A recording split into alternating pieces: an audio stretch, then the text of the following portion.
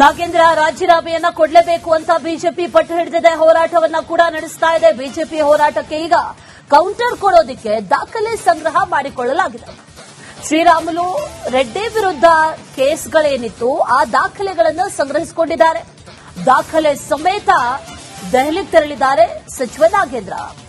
BJP ವಿರುದ್ಧ ಹೋರಾಟಕ್ಕೆ ಅವಕಾಶವನ್ನ ಕೇಳಲಿದ್ದಾರೆ ನಾಗೇಂದ್ರ.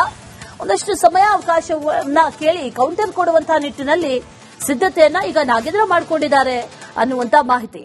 ಕಳಂಕಿತ ವ್ಯಕ್ತಿ ಸಚಿವರಾಗಿ ಮುಂದುವರಿಬಾರದು ಅನ್ನುವಂತಹ ನಿಟ್ಟಿನಲ್ಲಿ ಬಿಜೆಪಿ ಹೋರಾಟವನ್ನ ಮಾಡ್ತಾ ಇರೋದು. ಆದ್ರೆ ಇದೇ ರೀತಿ ಕಳಂಕವನ್ನ ಹೊತ್ತಂತವರು ಜೈಲಿಗೆ ಹೋಗಿ ಬಂದಂತವರು ಅನೇಕರಿದ್ದಾರಲ್ವಾ, ಅವರ ವಿರುದ್ಧವೂ ಕೂಡ ದಾಖಲೆಗಳನ್ನು ಸಂಗ್ರಹ ಮಾಡಿ ಅವರ ವಿರುದ್ಧ ಹೋರಾಟ ಮಾಡಿ ಆ ರೀತಿ ಕೌಂಟರ್ ಕೊಡ್ತೀನಿ ಅನ್ನುವಂತಹ ನಿಟ್ಟಿನಲ್ಲಿ ನಾಗೇಂದ್ರ ಈಗ ಪ್ಲಾನ್ ಮಾಡಿಕೊಂಡಿದ್ದಾರೆ ಅನ್ನುವಂತ ಒಂದಷ್ಟು ಮಾಹಿತಿಗಳು ಈಗ ಸಿಗ್ತಾ ಇದೆ.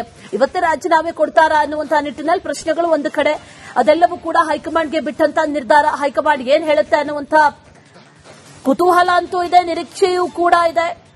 ಡಿಕೆ ಶಿವಕುಮಾರ್ ಅವರ ಜೊತೆಯಲ್ಲಿ ನಾಗೇಂದ್ರ ಅವರು ಕೂಡ ತೆರಳಿದ್ದಾರೆ ಅನ್ನುವಂತ ಮಾಹಿತಿ.